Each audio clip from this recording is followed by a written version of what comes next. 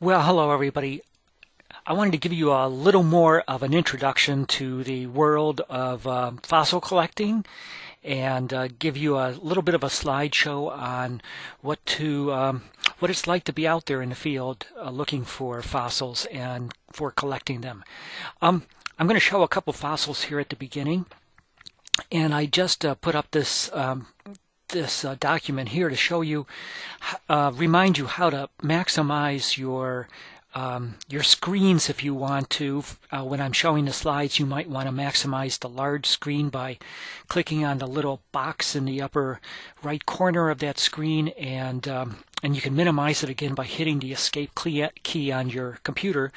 When I show something on a video, on the little video window, you might want to maximize that window by clicking on its little box, and then you can minimize it again when I'm finished. And so I did want to start by showing you a few things. I hope that they become clear on the video, and it might help to have that video a little bit larger. But you know, fossils, as you saw in the initial presentation of the slides, very few fossils are dinosaur bones. In fact, most fossils are marine fossils, and usually shells, teeth preserved very well as well. So the types of fossils that you often find and are most common are things like this. These are shells of an animal called a brachiopod, lived well before dinosaur times. Looks a lot like a clam on the outside here, except the shell has a different shape to it, but the inside was very, very different. These were very different creatures. They're a different phylum, a whole major group of creatures that are very different than clams. In fact, there were about 30,000 species of these back before dinosaurs existed, and most of them went extinct during the great dinosaur extinction, during the great mass extinction of about 250 million years ago, when about 95% of things disappeared. So from 30,000 species, we're down to about 200 species today. Some of these brachiopods do live in Puget Sound, which is very interesting. This is the sort of preservation that we call replacement or remineralization. These were, originally like clam shells. They're composed of a different kind of calcium called aragonite, but has been recrystallized to calcite, and the pores have been filled in with minerals that are precipitated out of pore water. And all together now they are essentially hard as rock and incredibly preserved here for being 440 million years old. How do we know the age of these? Well, because they were collected in a spot that had been mapped by geologists and had been dated through various means to be that age. My son and I actually collected these in Indiana. Southern Indiana is a phenomenal place to collect marine fossils like this. You can hardly miss them. So it's sort of like going to a great fishing spot where you know you're going to catch something. If you want to find fossils, Southern Indiana is just one great place to go. So the book talks about how you have different kinds of fossils, some of which are trace fossils, some of which are, there's nothing left of the original material there, but you still have an idea of what the creature was like. For example, I don't know if you can see this, but here's some more. These are actually from the state of Washington here. These are impressions of clam shells. There's still some original material there, but when that rubs off, basically all you'll have is an imprint of the shell on the rock itself, and that imprint will be able to be identified as a particular type, a particular genus or species of clam, even though the original animal is no longer there. So this would be called a mold, and this is a very unusual fossil as well. This is also impression of a clamshell, but this is what would be called a cast. So the clamshell was actually around this, and this is what was filling the middle of the clamshell, the center. And when the clamshell's gone, you still have an impression. This is actually an impression of the inside surface of that shell. So this is a cast formed from an original fossil. Last but not least, we do have dinosaur bones like this. This is a dinosaur bone. It's hard as rock because there's been replacement of the organic material in the bone. There may be some inorganic material, original inorganic material here as well. It's like most fossil bones, that it's a combination of replacement and permineralization. So we know that this is a bone. If we look at it with a magnifying glass, we'll see the fine structure. And there's actually a figure in your chapter 1 in your textbook that shows you what the texture of a bone looks like, and that matches what this is here. So now let's take a look at some slides.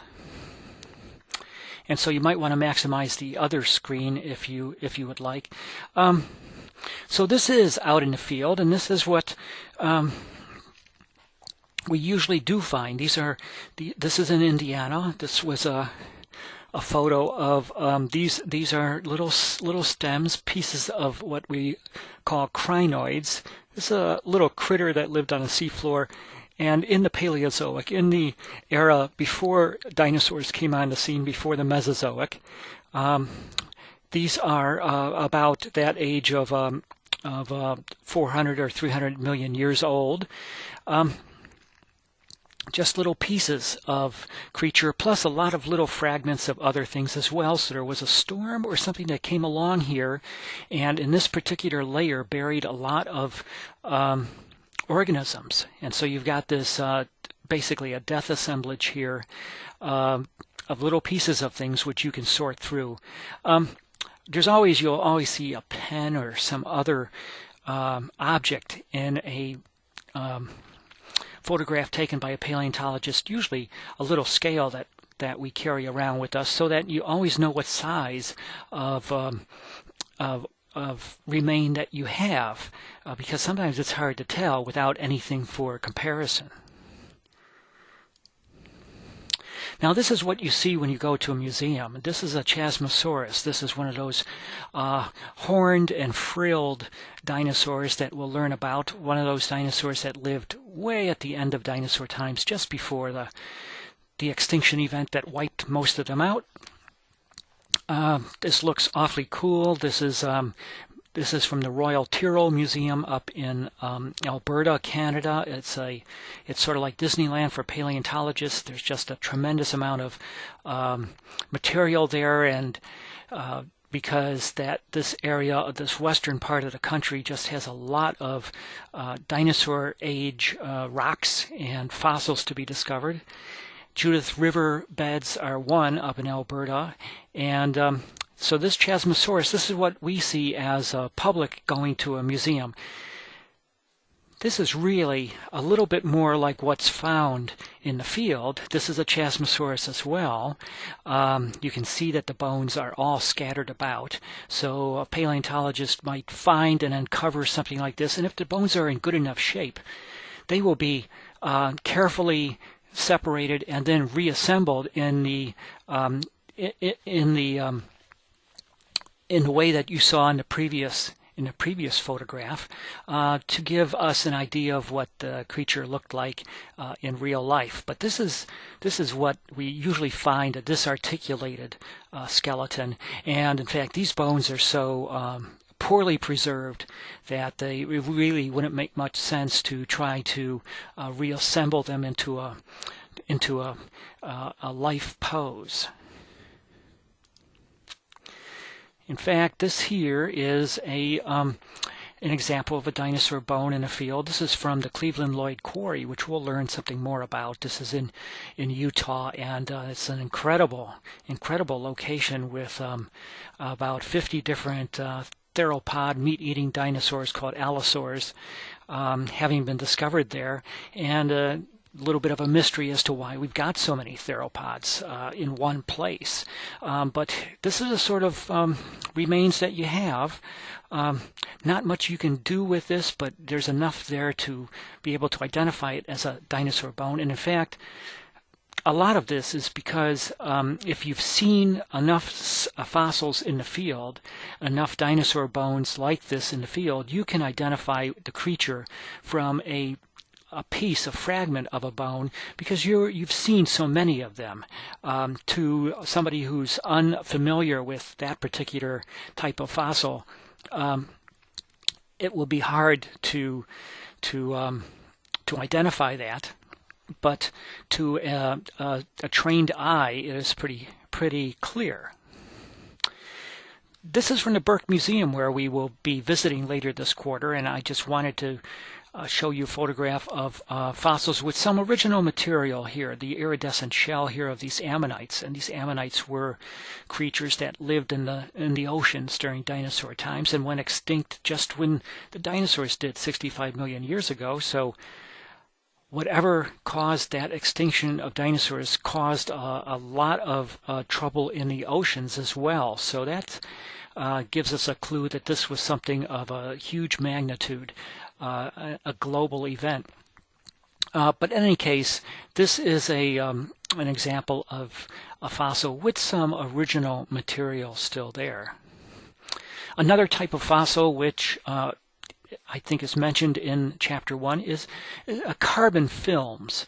A lot of times vegetation will have floated down into sediment and be buried and basically have been decomposed, and most of the original material is gone, and what's left is a nice carbon imprint of that leaf or whatever on in the rock itself and in hardened sediment. This is actually from Chuckanut Drive, which is up north near Bellingham.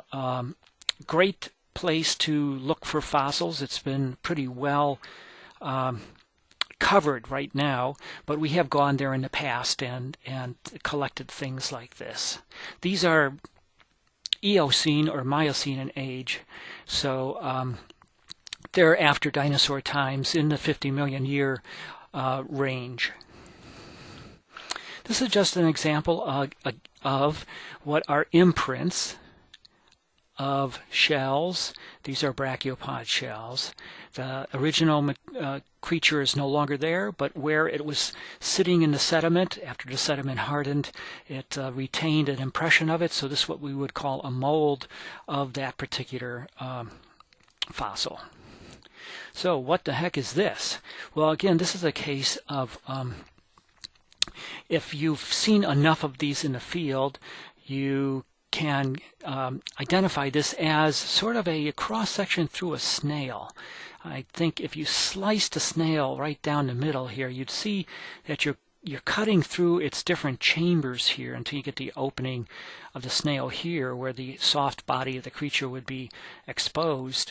But this is what's remaining of that creature, and this is the sort of fossil that you usually find. This is a very unusual fossil. This is a skin impression from a hadrosaur, from a duck-billed dinosaur. This is from Canada, from Alberta, Canada. I think it's the Judith River beds. I'm not quite sure about that.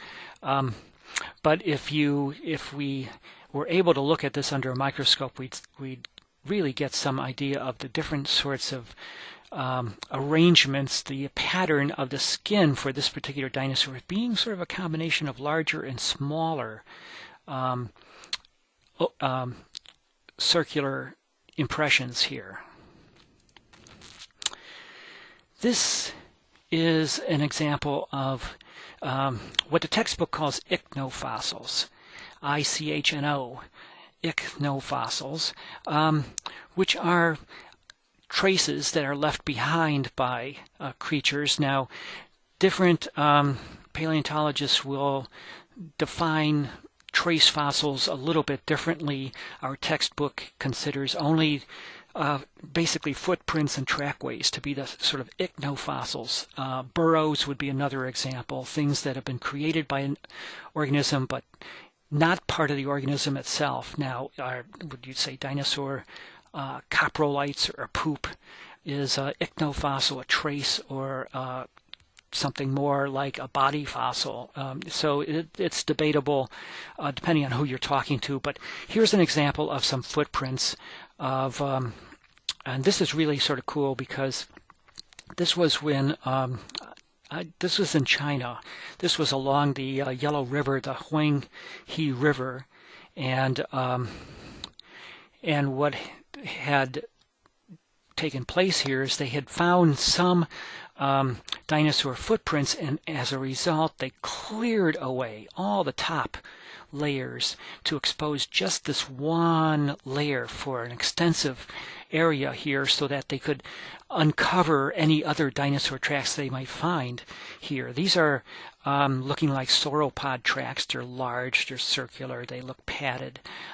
They don't show those nice bird-like impressions that theropods and ornithopods leave behind. So they can actually follow this trackway from the foreground here, and you can see how different trackways might be relate to one another. And so I'm going to show this here. This is a map of that particular exposure of tracks. It's one of the most incredible exposures of dinosaur tracks in the world.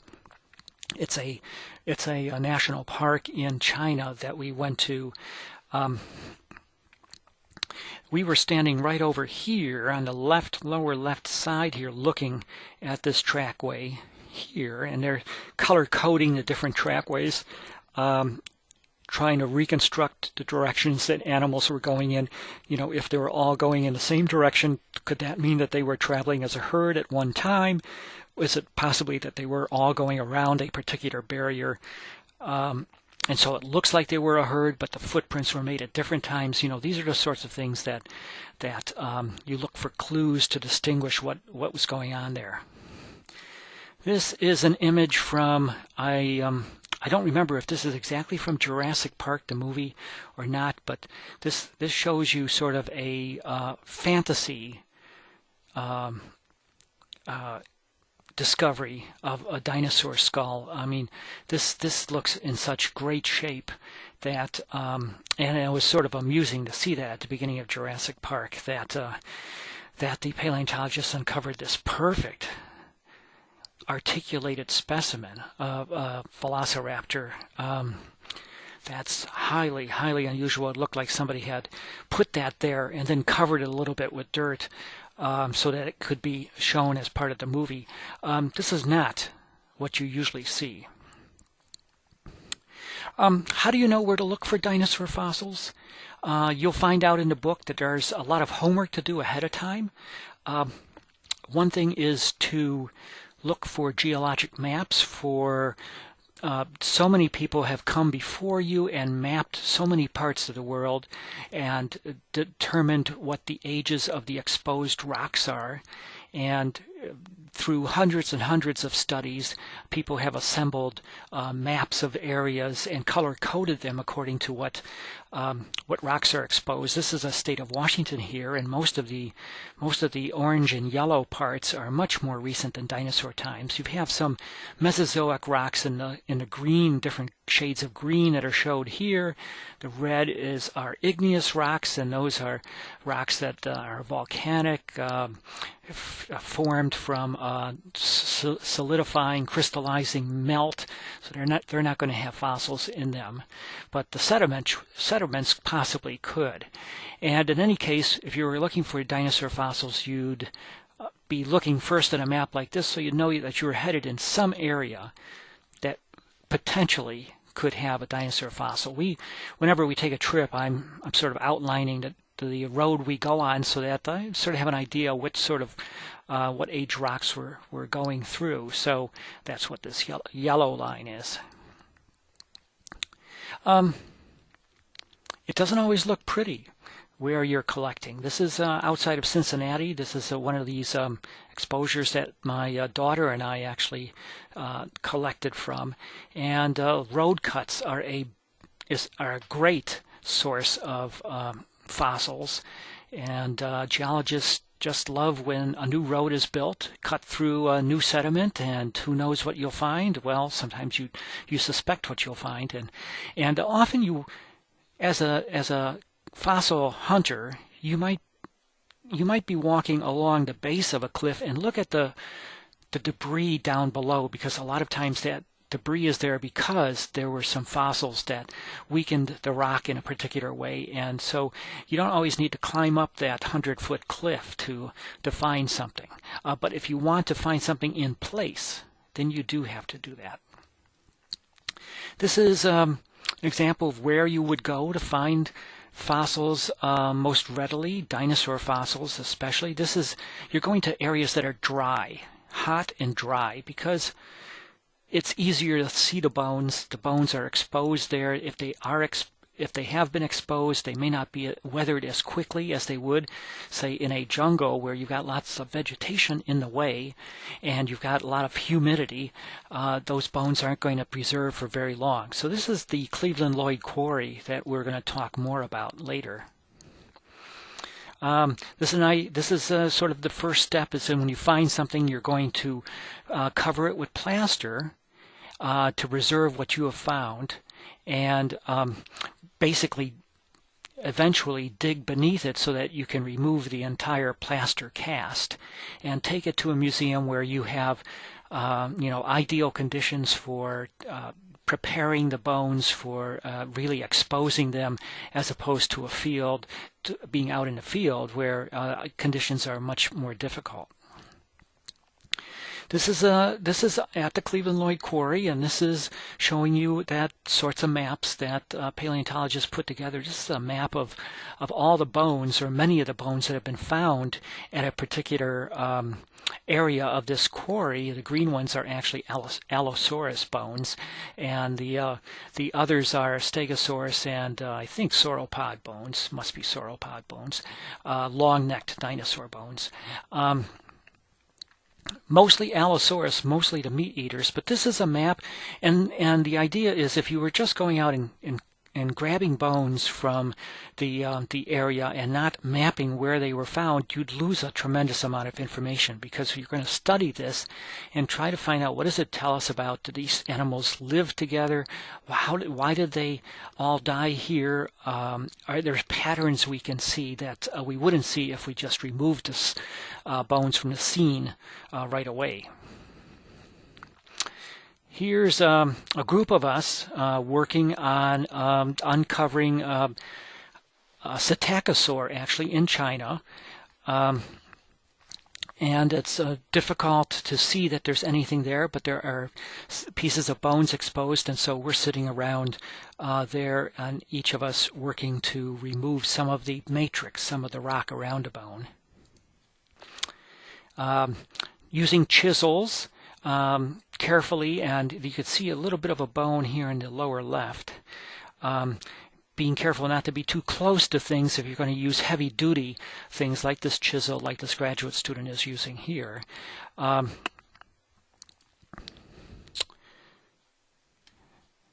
John and his wife are actually using finer tools here as they get closer to the bones, and they're basically professional professional paleontologist, museum-related collectors, and they will be exposing the bone here. You can see a little bit of a container here which holds some glue-like liquid, so that as you're exposing bone, and a lot of times the bone breaks apart as you're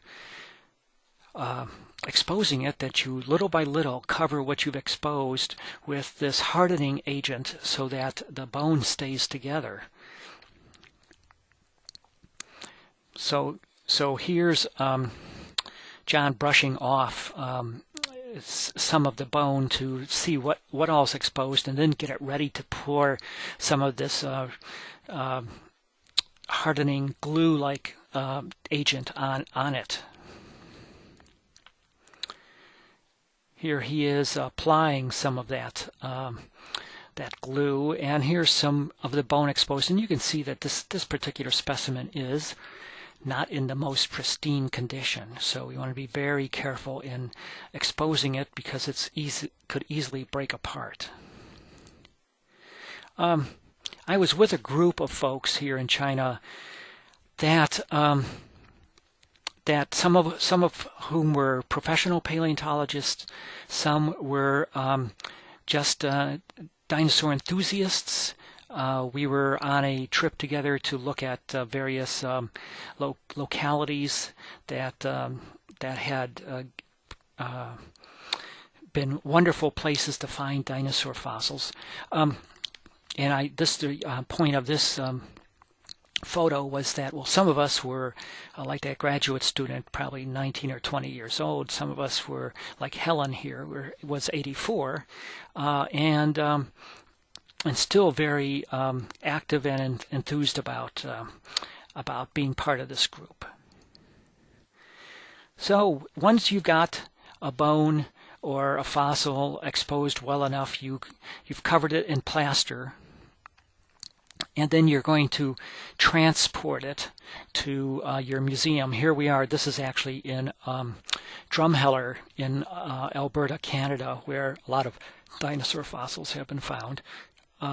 And there's this particular femur or upper leg bone of a dinosaur is being readied for transportation. So you might think that most sciences are high tech now. This is really, this sort of work is pretty low tech as far as what the tools are for getting it off to the museum.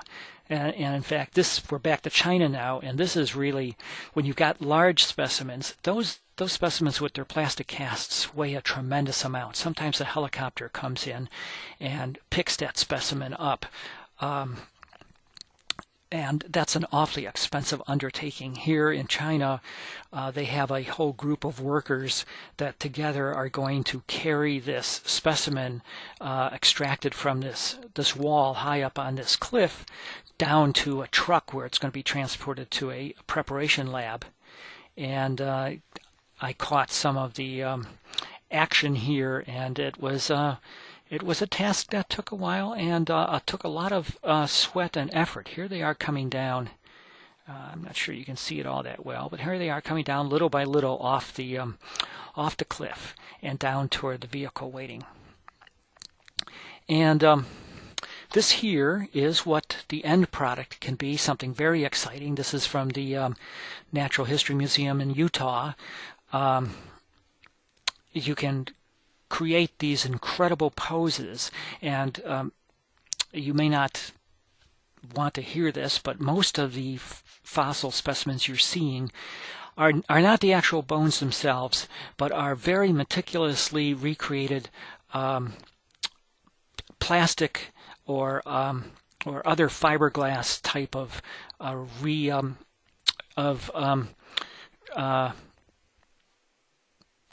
things that have been designed to look just like the bones because they're lightweight. The bones are so heavy and basically like rocks that you could not put the actual bones into poses like this without a lot of support. So in order to create these exciting poses, most of what you're seeing in museums are replicas of the bones, and the bones themselves are preserved in the inner sanctum of the museum for study.